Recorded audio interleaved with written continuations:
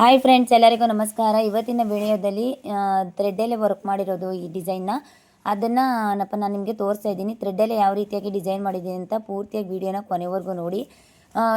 ನನಗೆ ಸ್ವಲ್ಪ ಆರೋಗ್ಯ ಸಮಸ್ಯೆ ಆಗಿರೋದ್ರಿಂದ, ಕಫ ಆಗಿರೋದ್ರಿಂದ ಗಂಟಲು ಅಷ್ಟು ನೀಟಾಗಿ ವಾಯ್ಸು ನೀಟಾಗಿ ಬರ್ತಾ ಇರಲಿಲ್ಲ. ವಿಡಿಯೋದಲ್ಲಿ ಸ್ವಲ್ಪ ಕಟ್ಕೊಂಡಿರೋ ಥರ ಬರ್ತಾಯಿತ್ತು.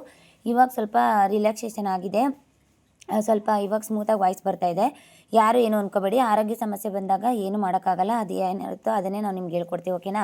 ನೋಡಿ, ಇವಾಗ ನಾನು ಸಿಲ್ವರ್ ಕಲರ್ ಜೆರಿ ಥ್ರೆಡ್ಡಲ್ಲಿ, ಅಂದರೆ ಬಾರ್ಡ್ರಲ್ಲಿ ಸಿಲ್ವರ್ ಕಲರ್ ಜೆರಿನ ಯೂಸ್ ಮಾಡಿದ್ದಾರೆ. ಆ ಸಿಲ್ವರ್ ಕಲರ್ ಜೆರಿ ಥ್ರೆಡ್ಡಲ್ಲಿ ನಾನು ರೌಂಡ್ ಶೇಪಲ್ಲಿ ನಾನು ಬಾರ್ಡ್ರ್ ಲೈನ್ ಸ್ಟಿಚನ್ನು ಕೊಡ್ತಾಯಿದ್ದೀನಿ, ಓಕೆನಾ. ನೋಡಿ, ಆ ಥರ ರೌಂಡ್ ಶೇಪಲ್ಲಿ ಬಾರ್ಡ್ರ್ ಲೈನ್ ಸ್ಟಿಚ್ನ ಕೊಡ್ತಾಯಿದ್ದೀನಿ.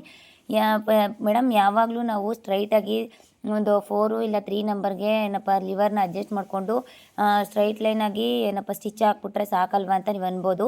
ಇಲ್ಲ, ಯಾವ ರೀತಿಯಾಗಾದರೂ ಮಾಡ್ಬೋದು, ಯಾವ ರೀತಿಯಾಗಾದರೂ ಕ್ರಿಯೇಟ್ ಮಾಡ್ಬೋದು. ಅದು ನಿಮ್ಮ ಫ್ಯಾಷನ್ ಮೇಲೆ ಡಿಪೆಂಡ್ ಆಗುತ್ತೆ, ನಿಮ್ಮ ವರ್ಕ್ ಮೇಲೆ ಡಿಪೆಂಡ್ ಆಗುತ್ತೆ, ಓಕೆನಾ.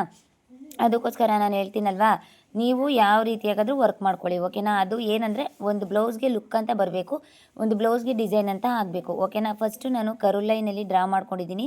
ನೀವು ಮೈಂಡಲ್ಲಿ ಥಿಂಕ್ ಮಾಡ್ತಾ ಇರ್ಬೋದು, ಮ್ಯಾಮು ಕರುಲೈನ್ ಥರ ಡ್ರಾ ಮಾಡ್ಕೊಬಿಟ್ಟು ಇವಾಗ ರೌಂಡ್ ಶೇಪಲ್ಲಿ ಈ ಥರ ಫಿಲ್ಲಿಂಗ್ ಕೊಡ್ತಾ ಇದ್ದಾರಲ್ಲ, ಯಾಕೆ ಅಂತ ನೀವು ಮೈಂಡಲ್ಲಿ ಥಿಂಕ್ ಮಾಡ್ಬೋದು. ಯಾಕಂತ ಅಂದರೆ ಅದು ಕರುಲೈನ್ ಹತ್ರ ಅದು ಸ್ವಲ್ಪ ಇದು ಬರುತ್ತೆ, ಏನು ಜೆರಿ ಥ್ರೆಡಲ್ಲಿ ಕವರಿಂಗ್ ಕೊಡ್ತೀನಿ ನಾನು. ಅದನ್ನು ಜೆರಿ ಥ್ರೆಡಲ್ಲಿ ಕವರಿಂಗ್ ಕೊಟ್ಟಾದಮೇಲೆ ನಾನು ಈ ಥರ ರೌಂಡ್ ಫಿಲ್ಲಿಂಗ್ ಮಾಡಿದ್ರೆ ಆ ಜೆರಿ ಥ್ರೆಡ್ ಮೇಲೆ ಹೋಗಿ ಈ ಸಿಲ್ಕ್ ಥ್ರೆಡ್ ಇದೆಯಲ್ಲ, ಬ್ಲೂ ಕಲರ್ ಸಿಲ್ಕ್ ಥ್ರೆಡು, ಅದು ಕುತ್ಕೊಳ್ಳುತ್ತೆ. ಇಲ್ಲ, ಅದನ್ನು ನಾನು ಜೆರಿ ಥ್ರೆಡ್ ಮೇಲೆ ಸಿಲ್ಕ್ ಥ್ರೆಡ್ನ ಕೂರಿಸ್ಬಾರ್ದು, ಅದೇ ಥರನೇ ನಾನು ಮಾಡ್ಕೊಂಡು ಹೋಗಬೇಕು ಅಂದರೆ ಇದು ಒಂದು ರೌಂಡ್ ಶೇಪ್ ಮಾಡೋದು, ಮತ್ತು ವೀಲ್ ರೊಟೇಟ್ ಮಾಡಿ ನೀಡಲ್ನ ತೆಗೆದು ಇನ್ನೊಂದು ಶೇಪ್ ಹತ್ರ ಇಡೋದು. ಆ ಥರ ಮಾಡೋಕ್ಕೆ ಹೋದಾಗ ಏನಾಗುತ್ತೆ, ತುಂಬಾ ಕಷ್ಟ ಆಗುತ್ತೆ. ಅದೆಲ್ಲ ಅವಾಯ್ಡ್ ಆಗಬೇಕು ಅಂದರೆ ಫಸ್ಟು ನಾವು ಈ ಥರ ಕರುಲೈನ ಡ್ರಾ ಮಾಡಿಕೊಂಡು ಅದ್ರ ಮಧ್ಯೆ ಸ್ಪೇಸ್ ಇದೆಯಲ್ಲ, ಅಲ್ಲಿ ರೌಂಡ್ ಶೇಪ್ನ ಡ್ರಾ ಮಾಡ್ಕೋಬೇಕು. ರೌಂಡ್ ಶೇಪ್ನ ಡ್ರಾ ಮಾಡ್ಕೊಂಡಾಗ ಮಧ್ಯದಲ್ಲಿ ಜಂಪ್ ಆಗಿರುವಂತಹ ದಾರ ಇದೆಯಲ್ಲ, ಏನೋ ಯಾವುದ್ರಲ್ಲಿ ಮಾಡ್ತಾಯಿದ್ದೀನಿ ನಾನು, ಬ್ಲೂ ಕಲರ್ ಥ್ರೆಡ್ಡಲ್ಲೇ ಮಾಡ್ತಾಯಿದ್ದೀನಿ. ಆ ಬ್ಲೂ ಕಲರ್ ಥ್ರೆಡ್ಡಲ್ಲಾದರೂ ಮಾಡ್ಕೋಬೋದು, ನೀವು ಜೆರಿ ಥ್ರೆಡ್ಡಲ್ಲಾರ ಮಾಡ್ಕೋಬೋದು, ಯಾವ ಥ್ರೆಡ್ಡಲ್ಲಾರ ಮಾಡ್ಕೋಬೋದು. ಅವ್ರ ಕರ್ಲೈನ depend upon your fashion, depend upon your cloth ಅಂತ ಹೇಳೋಕ್ಕೆ ಇಷ್ಟಪಡ್ತೀನಿ. ನಿಮ್ಮ ಬಟ್ಟೆಯಲ್ಲಿ combination, colour combination, thread selection ಮತ್ತು ಜೆರಿ ಸೆಲೆಕ್ಷನ್ನು, ಈ ರೀತಿಯಾಗಿ ಯಾವ ರೀತಿಯಾಗಿದೆ ಅಂತ ಥಿಂಕ್ ಮಾಡಿ ಆ ರೀತಿಯಾಗಿ ನೀವು ಈ ರೀತಿಯ ಡಿಸೈನ ಮಾಡ್ಬೋದು, ಓಕೆನಾ. ಇದೆಲ್ಲ ಬೇಸಿಕ್ ಸ್ಟಿಚಸ್ಸು. ಈ ಸ್ಟಿಚಸ್ನೆಲ್ಲ ಬೇಸಿಕಲ್ಲೇ ಕಲ್ತಿರೋರು, ನಮ್ಮ ವೀಡಿಯೋಸ್ನ ನೋಡಿರೋರು ಸ್ವಲ್ಪ ತೋರಿಸಿರ್ತೀನಿ ಬೇಸಿಕಲ್ಲಿ. ಇವಾಗ 2026ಅಲ್ಲಿ ನಾನು ಕ್ಲಾಸ್ನ ಶುರು ಮಾಡಿದೆ, ಬಟ್ ಆದರೆ ಇನ್ನೂ ವೀಡಿಯೋಸ್ ಅಪ್ಲೋಡ್ ಮಾಡೋಕ್ಕಾಗಿಲ್ಲ. ನನಗೆ ಆರೋಗ್ಯ ಸಮಸ್ಯೆ ಇತ್ತು, ಮತ್ತು ಇವಾಗ ಹಬ್ಬದಲ್ಲಂತೂ ತುಂಬಾ ಬಟ್ಟೆ ವರ್ಕ್ಲೋಡ್ ಇದ್ದದ್ರಿಂದ ವೀಡಿಯೋನ ಎಡಿಟ್ ಮಾಡೋಕ್ಕಾಗಲಿಲ್ಲ. ಅದು ಮತ್ತು ನಾನು ಕರೆನ್ಸಿ ಸ್ವಲ್ಪ ಲೋಯೆಸ್ಟ್ ಪ್ರೈಸಲ್ಲಿ ರೀಚಾರ್ಜ್ ಮಾಡಿಬಿಟ್ಟು ಯಾಕೋ ವೀಡಿಯೋ ಡೌನ್ಲೋಡ್ ಆಗ್ತಾಯಿಲ್ಲ ಅಂತ ತುಂಬ ತಲೆ ಕೆಡ್ಸ್ಕೊಂಡು ಮತ್ತೆ ಏನು ಪ್ರೈಸ್ ಇದೆಯೋ 5G ಅದು ರೀಚಾರ್ಜ್ ಮಾಡಿದೆ. ಆಮೇಲೆ ವೀಡಿಯೋ ಡೌನ್ಲೋಡ್ ಆಯಿತು. ಸ್ವಲ್ಪ ಪ್ರಾಬ್ಲಮ್ಗಳು ಏನೇನೋ ಸಿಗಾಕೊಬಿಡ್ತೀವಿ, ಆವಾಗ ಏನು ಮಾಡೋಕ್ಕಾಗಲ್ಲ. ನೋಡಿ, ಇವಾಗ ಎಷ್ಟು ನೀಟಾಗಿ ನಾನು ಆ ಕರುಲೈನ್ ಹತ್ರ ಎಷ್ಟು ನೀಟಾಗಿ ಕೊಟ್ಟಿದ್ದೀನಿ ಫಿನಿಶಿಂಗ್ ಅಂತ, ಅಷ್ಟೇ ನೀಟಾಗಿ ಕೂಡ ನೀವು ಕೊಡ್ಬೋದು. ತುಂಬ ಚಿಕ್ಕದಾಗಿ ಕೊಡೋಕ್ಕಾಗಲ್ಲ. ಈ ಡಿಸೈನ ತುಂಬ ಚಿಕ್ಕದಾಗಿ ಕೊಟ್ಟರೆ ಅಷ್ಟು ಫಿನಿಶಿಂಗು ನೀಟಾಗಿರಲ್ಲ. ನೋಡಿ, ಇವಾಗ ನಾನು ಸಿಲ್ವರ್ ಕಲರ್ ಜೆರಿ ಥ್ರೆಡ್ಡು ಮತ್ತು ಬ್ಲೂ ಕಲರ್ದು ಏನೋ ಇದು ಸಿಲ್ಕ್ ಥ್ರೆಡ್ನ ಯೂಸ್ ಮಾಡಿದ್ದೀನಿ. ಆ ಬ್ಲೂ ಕಲರ್ ಸಿಲ್ಕ್ ಥ್ರೆಡ್ನ ಯಾಕೆ ಯೂಸ್ ಮಾಡಿದ್ದೀನಿ ಅಂದರೆ, ಸ್ಯಾರಿ ಬಂದು ಬ್ಲೂ ಕಲರ್ ಇದೆ, ಅದಕ್ಕೋಸ್ಕರ ನಾನು ಬ್ಲೂ ಕಲರ್ ಥ್ರೆಡ್ನ ಯೂಸ್ ಮಾಡಿದ್ದೀನಿ. ಈಗ ನಾನು ಹಾಕ್ತಾ ಇರೋದು ಸಮೋಸ ಸ್ಟಿಚ್ ಅಂತ ಹೇಳಿ. ಇದು ಸಮೋಸ ಸ್ಟಿಚ್ಚು ಕಾಮನಾಗಿ ಎಲ್ಲ ಡಿಸೈನಲ್ಲೂ ಬಂದೇ ಬರುತ್ತೆ. ಅಂದರೆ ಸ್ಪೇಸ್ ಇವಾಗ ಎಲ್ಲಾದರೂ ಕಟ್ ವರ್ಕ್ ಡಿಸೈನ್ ಕೊಟ್ಟಿರ್ತೀರ ಅಂದ್ಕೊಳ್ಳಿ, ಆ ಕಟ್ ವರ್ಕ್ ಡಿಸೈನ್ ಪಕ್ಕ ಸ್ಪೇಸ್ ಇರುತ್ತಲ್ಲ, ಆ ಸ್ಪೇಸ್ಗೆ ನಾವು ಈ ರೀತಿಯಾಗಿ ಸಮೋಸ ಸ್ಟಿಚ್ನ ಫಿಲ್ಲಿಂಗ್ ಅಂತ ಕೊಟ್ವಿ ಅಂದರೆ ಅದೊಂದು ಗ್ರ್ಯಾಂಡ್ ಲುಕ್ ಅಂತ ಬರುತ್ತೆ. ಆವಾಗ ಅದೊಂದು ಅಂದರೆ ಸ್ಪೇಷಿಯಸ್ ಆಗಿ ಏನು ಅಲ್ಲಿ ಕಾಣಿಸ್ತಾ ಇರಲ್ಲ, ಅಂದರೆ ಸ್ಪೇಸ್ ಬಿಟ್ಕೊಂಡು ಏನೋ ಕಾಣ್ತಾ ಇರಲ್ಲ, ಫಿಲ್ಲಿಂಗ್ ಆಗಿರುತ್ತೆ, ಓಕೆನಾ. ಅದು ನೀಟಾಗಿ ಫಿಲ್ಲಿಂಗ್ ಆಗಿರುತ್ತೆ. ಒಂದು ಡಿಸೈನ್ ಅನ್ನೋದು ಲುಕ್ ಅನ್ನೋದು ಬರುತ್ತೆ. ಆ ಸಮೋಸ ಸ್ಟಿಚಲ್ಲಿ ಡಿಸೈನ್ ಅನ್ನೋದು ಲುಕ್ ಅನ್ನೋದು ಬರುತ್ತೆ. ಇದೆಲ್ಲ ಬೇಸಿಕ್ ಸ್ಟಿಚಸ್ಸು. ಈ ಬೇಸಿಕ್ ಸ್ಟಿಚಸ್ನೆಲ್ಲ ನೀವು ಪ್ರಾಕ್ಟೀಸ್ ಮಾಡಬೇಕು. ಆ ಬೇಸಿಕ್ ಸ್ಟಿಚಸ್ನ ಯೂಸ್ ಮಾಡ್ಕೊಂಡು ಈ ವರ್ಕ್ನ ಮಾಡಿರೋದು ನಾನು. ಇದರಲ್ಲಿ ಏನು ಎಕ್ಸ್ಟ್ರಾ ಏನಿರಲ್ಲ, ಬೇಸಿಕ್ ಸ್ಟಿಚಸ್ ಏನೇನಿರುತ್ತೋ ಅದರಲ್ಲೇ ವರ್ಕ್ ಆಗ್ತಾ ಹೋಗೋದು, ಓಕೆನಾ. ಸಮೋಸೆ ಸ್ಟಿಚ್ ಹಾಕಾಯಿತು.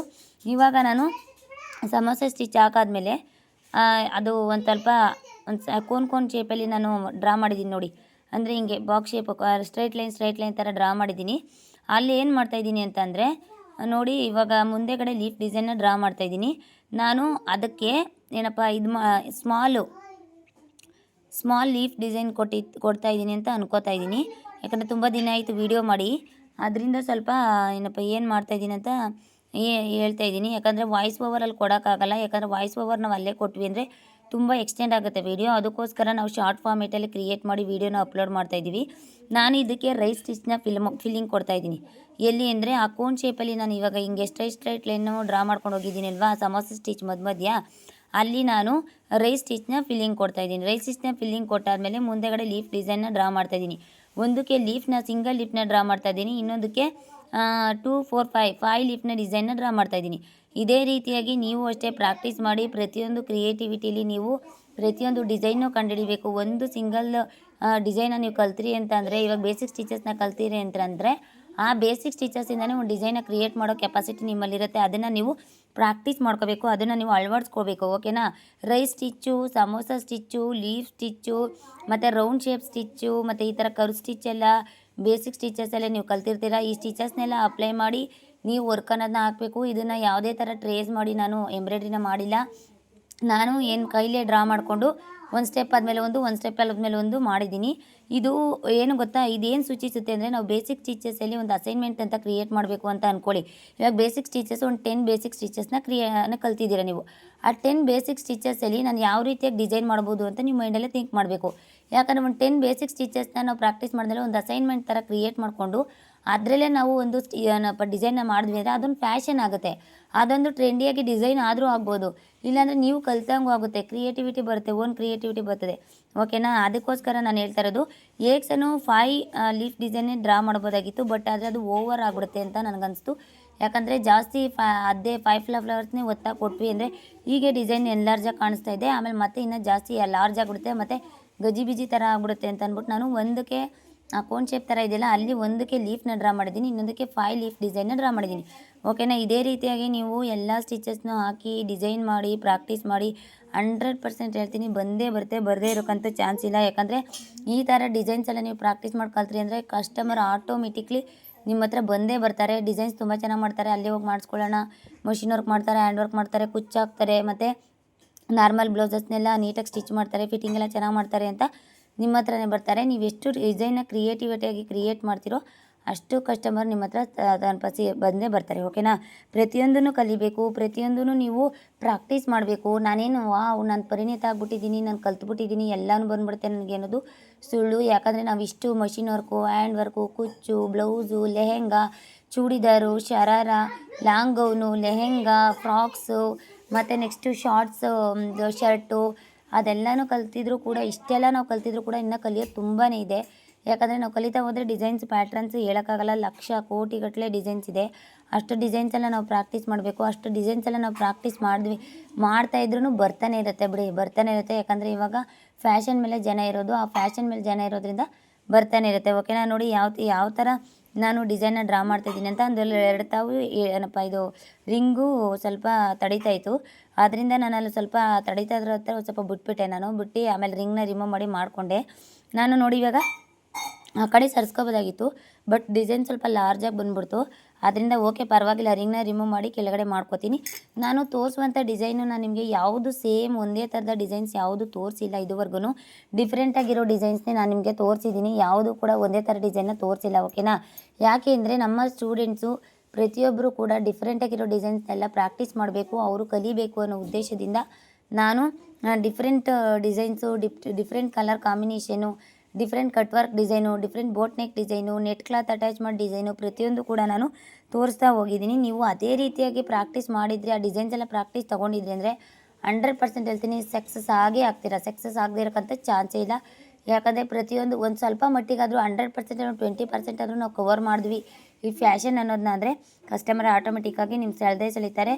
ಪ್ರತಿಯೊಂದು ಡಿಸೈನು ಕೂಡ ನೀವು ಫೋಟೋ ತೊಗೊಂಡು ವಾಟ್ಸಪ್ ಸ್ಟೇಟಸ್ಗೆ ಹಾಕಿ ನಾನು ಈ ರೀತಿಯಾದ ಡಿಸೈನ್ನ ಸ್ಟಿಚ್ ಮಾಡ್ತೀನಿ ಅಂತ ಹೇಳಿ ಆ ಸ್ವಲ್ಪ ಸ್ಟಾರ್ಟಿಂಗಲ್ಲಿ ಸ್ವಲ್ಪ ಫಿನಿಶಿಂಗ್ ಇಲ್ಲ ಅಂದರೂ ಪರವಾಗಿಲ್ಲ, ಆಗ್ತಾಯಿರಿ, ಹೋಗ್ತಾ ಫಿನಿಶಿಂಗ್ ಬಂದೇ ಬರುತ್ತೆ. ಓಕೆನಾ. ಕೆಳಗಡೆ ಕ್ಯಾನ್ವಾಸ್ ಪೇಪರ್ ಹಾಕೊಳ್ದೇ ಇದ್ದರೆ ಡಿಸೈನ್ ಅಷ್ಟು ನೀಟಾಗಿ ಬರೋಲ್ಲ, ಪದೇ ದಾರ ಕಟ್ಟಾಗೋ ಚಾನ್ಸಸ್ ತುಂಬ ಇರುತ್ತೆ. ಕೆಳಗಡೆ ಕ್ಯಾನ್ವಾಸ್ ಪೇಪರ್ನ ಹಾಕ್ಕೊಂಡಿದ್ದೀನಿ. ಓಕೆನಾ. ಕ್ಯಾನ್ವಾಸ್ ಪೇಪರ್ ಹಾಕ್ಕೊಂಡು ಇಷ್ಟು ನೀಟಾಗಿ ಡಿಸೈನ್ ಅನ್ನೋದನ್ನ ಮಾಡ್ತಾ ಇರೋದು. ಕ್ಯಾನ್ವಾಸ್ ಪೇಪರು ಗಟ್ಟಿಯಾಗಿರೋ ಕ್ಯಾನ್ವಾಸ್ ಪೇಪರ್ ಬರುತ್ತೆ, ಅಂದರೆ ನೆಕ್ಗೆ ಪ್ಯಾಚ್ ವರ್ಕ್ ಯೂಸ್ ಮಾಡೋಕ್ಕೆ ಗಟ್ಟಿಯಾಗಿರೋ ಕ್ಯಾನ್ವಾಸ್ ಪೇಪರ್ನ ಯೂಸ್ ಮಾಡ್ತೀವಿ. ಆ ಗಟ್ಟಿಯಾಗಿರೋ ಕ್ಯಾನ್ವಾಸ್ ಪೇಪರ್ನ ನಾವು ಯೂಸ್ ಮಾಡಿದ್ವಿ ಅಂತಂದರೆ ಎಂಬ್ರಾಯ್ಡ್ರಿ ಮಾಡೋಕ್ಕೆ, ನನಗೂ ಈ ಥರ ಅನುಭವ ಆಗಿದೆ. ನನಗೂ ಸ್ಟಾರ್ಟಿಂಗ್ ಗೊತ್ತಿಲ್ಲದೆ ಇರಬೇಕಾದ್ರೆ ಆ ಗಟ್ಟಿಯಾಗಿರುವಂಥ ಕ್ಯಾನ್ವಾಸ್ ಪೇಪರ್ನ ಹಾಕ್ಬಿಟ್ಟು ಎಂಬ್ರಾಯ್ಡ್ರಿ ಮಾಡಿದ್ಮೇಲೆ ಆ ಕ್ಯಾನ್ವಾಸ್ ಪೇಪರ್ನ ರಿಮೂವ್ನೇ ಮಾಡೋಕ್ಕಾಗಲ್ಲ ಈಸಿಯಾಗಿ. ಆವಾಗ ಟ್ರಿಮ್ಮರ್ ತೊಗೊಂಡು ಅದು ಯಾವ ಶೇಪ್ ಹೋಗಿದೆಯೋ ಡಿಸೈನ್ ಆ ಶೇಪ್ಗೆ ಕಟ್ ಮಾಡಬೇಕಾಗತ್ತೆ. ಆ ಶೇಪ್ಗೆಲ್ಲ ನಾವು ಡಿಸೈನ್ ಎಲ್ಲ ಕಟ್ ಮಾಡೋವಾಗ ಸ್ವಲ್ಪ ಮೇನ್ ಕ್ಲಾತ್ ಸಿಕ್ಕೋಬಿಟ್ರು ತುಂಬ ತೊಂದರೆ ಆಗಿಬಿಡುತ್ತೆ. ಆಮೇಲೆ ಡಿಸೈನ್ ಮಾಡಿದಾಗ ದಾರಕ್ಕೆ ಏನಾದ್ರು ಟ್ರಿಮ್ಮರ್ ಹೋಗಿ ಬಿದ್ದರೆ ಆವಾಗೂ ಪ್ರಾಬ್ಲಮ್ ಆಗುತ್ತೆ. ಅದಕ್ಕೋಸ್ಕರ ನಾನು ಏನು ಮಾಡಿದೆ ಅಂತಂದರೆ ಪೇಪರ್ ಕ್ಯಾನ್ವಾಸ್ ಅಂತಲೇ ಬರುತ್ತೆ, ಆ ಪೇಪರ್ ಕ್ಯಾನ್ವಾಸ್ನ ಒಂದು ದೊಡ್ಡ ರೋಲ್ನೇ ತಂದು ಇಟ್ಕೊಬಿಟ್ಟಿದ್ದೀನಿ. ಅದರಿಂದ ನಾನು ವರ್ಕ್ ಅನ್ನೋದು ಹಾಕ್ತಾಯಿರ್ತೀನಿ. ಅದಿಲ್ಲ ಅಂದ್ರೂ ಬಿಸ್ನೆಸ್ ಮಾಡ್ತಾ ಇರೋರಿಗೆ ಸುಮಾರು 5ರಿಂದ 6 ವರ್ಷ ಬರ್ಬೋದು ಆ ಕ್ಯಾನ್ವಾಸ್ ಪೇಪರು.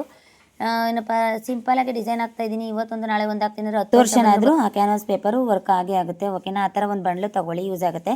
ನೋಡಿ ಫೈನಲಿ ಡಿಸೈನ್ ಈ ಥರ ಫಿನಿಶಿಂಗ್ ಬಂತು. ಈ ರೀತಿಯಾಗಿ ಡಿಸೈನ್ನ ನೀವು ಕಲಿಬೇಕು ಅಂದರೆ SLVM ಟೈಲರಿಂಗ್ ಕ್ಲಾಸ್ನ ಸಬ್ಸ್ಕ್ರೈಬ್ ಮಾಡ್ಕೊಳ್ಳಿ, ಲೈಕ್ ಬಟನ್ನ ಪ್ರೆಸ್ ಮಾಡೋದನ್ನ ಮರಿಬೇಡಿ. Thank you so much, all of you. Bye bye.